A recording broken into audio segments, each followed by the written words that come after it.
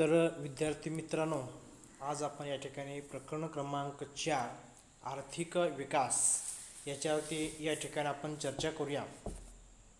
तर या ठिकाणी आपला जे आर्थिक विकास म्हणजे आपल्या भारत देशाचा आर्थिक विकास कशा प्रकारे झाला याचा अभ्यास या प्रकरणामध्ये या ठिकाणी आपण करणार आहे. त्याचप्रमाणे मिश्र अर्थव्यवस्थेचा स्वीकार. बघा, आपला जो भारत देश आहे, या भारत देशाने या ठिकाणी मिश्र अर्थव्यवस्थेचा त्याने स्वीकार केलेला आहे. त्याच्यानंतर पंचवार्षिक योजना असेल, या पंचवार्षिक योजनेचा त्याने स्वीकार केलेला आहे. त्या पंचवार्षिक योजनेचं यश असेल किंवा त्याचं अपयश असेल, तशाच प्रकारे बँकांचं राष्ट्रीयकरण असेल, त्याच्यानंतर 20 कलमी कार्यक्रम असेल आणि गिरणी कामगारांचे संप असतील, त्याच्यानंतर 1991चे नवे आर्थिक धोरण, या सर्व बाबींचा अभ्यास आपण आर्थिक विकास या प्रकरणामध्ये या ठिकाणी करणार आहोत. तर त्याच्यानंतर बघा, त्याच्यामध्ये प्रथम जो मुद्दा आपला मिश्र अर्थव्यवस्था. बघा, या ठिकाणी आपल्या भारत देशाला 15 ऑगस्ट 1947 रोजी या ठिकाणी स्वातंत्र्य मिळालं.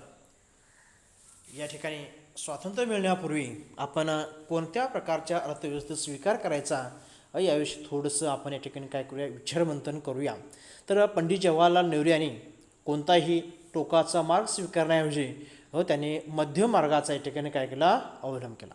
बघा, आपल्या देशाचे पहिले प्रधानमंत्री पंडित जवाहरलाल नेहरू यांनी जे काय अन्य जे काय मार्ग आहेत, मिश्र अर्थव्यवस्था आहे, समाजवादी अर्थव्यवस्था आहे, भांडवलशाही अर्थव्यवस्था आहे, या अर्थव्यवस्थेचा स्वीकार न करता त्यांनी मिश्र अर्थव्यवस्थेचा या ठिकाणी त्यांनी काय केला, स्वीकार केला. तर काही देशामध्ये भांडवलशाही अर्थव्यवस्था होती, तर काही देशामध्ये समाजवादी अर्थव्यवस्था होते. प्रत्येक अर्थव्यवस्थेचे काही फायदे काही तोटे हे असणारच. बघा, आता थोडक्यात जे समाजवादी अर्थव्यवस्था असेल, भांडवलशाही अर्थव्यवस्था असेल, याचेसुद्धा काही फायदे आणि तोटे या ठिकाणी असणारच आहेत. त्याचा विचार न करता पंडित जवाहरलाल नेहरू यांनी जी काय मिश्र अर्थव्यवस्था आहे, या मिश्र अर्थव्यवस्थेचा या ठिकाणी त्यांनी काय केलेला आहे, स्वीकार या ठिकाणी केलेला आहे. तर त्याच्यामध्ये बघा, जे काय भांडवलशाही अर्थव्यवस्था आहे, या भांडवलशाही अर्थव्यवस्थेमध्ये काय उत्पादनाची साधने खाजगी मालकीची असतात. बघा, जे काय भांडवलशाही अर्थव्यवस्था आहे, या भांडवलशाही अर्थव्यवस्थेमध्ये जे काय उत्पादनाची साधनं आहेत ते या ठिकाणी खाजगी मालकीची असतात.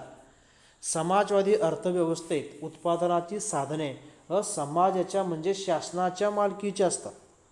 आणि आपल्या देशाने जे स्वीकारलेली अर्थव्यवस्था आहे मिश्र अर्थव्यवस्था, तर या मिश्र अर्थव्यवस्था खाजगी आणि सामाजिक अशा दोन्ही क्षेत्रामध्ये या ठिकाणी कार्य करते.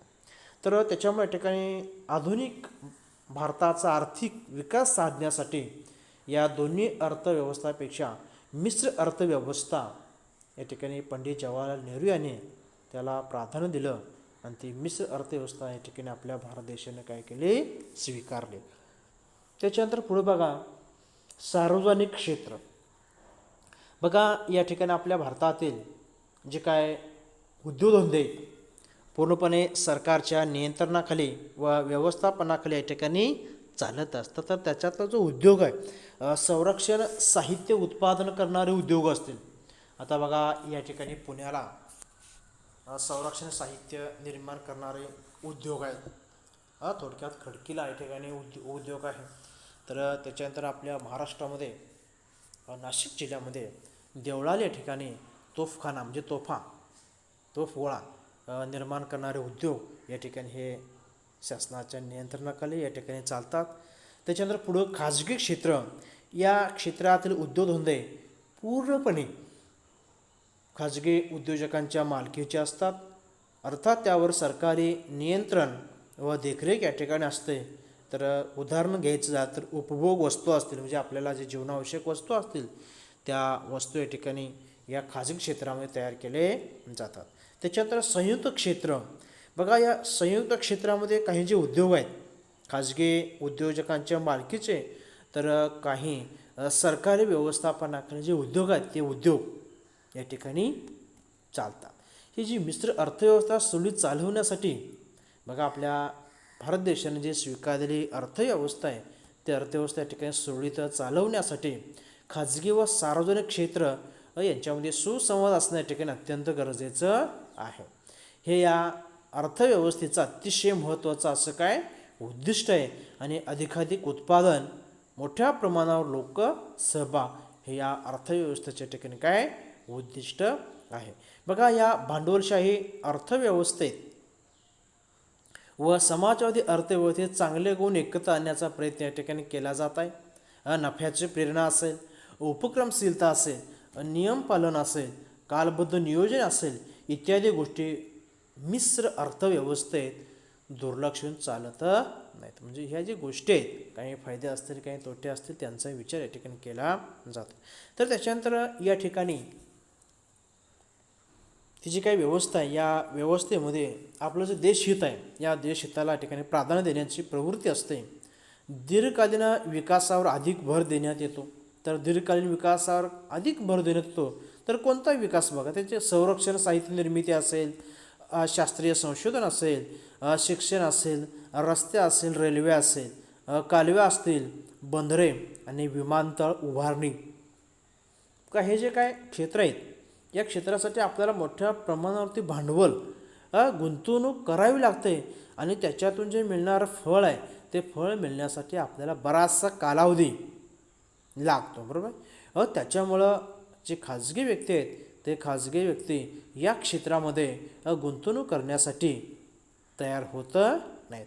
अशा वेळी या ठिकाणी आपलं जे सरकार आहे, ते सरकार पुढं येऊन रेल्वे असेल, कालवे असतील, बंदरे असतील, विमानतळ, शिक्षण, संरक्षण, शास्त्रीय संशोधन या क्षेत्रामध्ये काय करते, पुढाकार घेऊन गुंतवणूक करते. बघा, या ठिकाणी आपल्याला वरील पद्धतीने मिश्र अर्थव्यवस्थेचा स्वीकार करून, जी पंचवार्षिक योजनेचा स्वीकार करून या ठिकाणी आपल्या भारत देशानं वाटचाल या ठिकाणी केलेली आहे. तर 1973च्या औद्योगिक विकासाची गती या ठिकाणी काय झाली, वाढली. जी 1973च्या धोरणानुसार अवजड उद्योग असतील, उद्योजक घराणी व परकीय उद्योग यांचा प्रभाव आटोक्यात आणणं आणि प्रादेशिक विकासाचा जो समतोल साधणं, या गोष्टींना प्राधान्य या ठिकाणी देण्यात आलं. त्याचप्रमाणे लघु उद्योग असतील, ग्राम उद्योग, घरगुती उद्योग यांच्या विकासावर या ठिकाणी लक्ष देण्यात आले. या सहकार क्षेत्राकडे विशेष लक्ष देण्यास या ठिकाणी काय झाली, सुरुवात झाली. बघा, अशा प्रकारे आज आपण या ठिकाणी जी मिश्र अर्थव्यवस्था, त्या मिश्र अर्थव्यवस्थेमध्ये सार्वजनिक क्षेत्र असेल, खाजगी क्षेत्र असेल, संयुक्त क्षेत्र असेल, या 3 मुद्द्यांचा या ठिकाणी आज आपण अभ्यास केलेला आहे. जो राहिलेला भाग आहे, तो राहिलेला भाग या ठिकाणी आपण पुढील तासिकेला पाहू. धन्यवाद.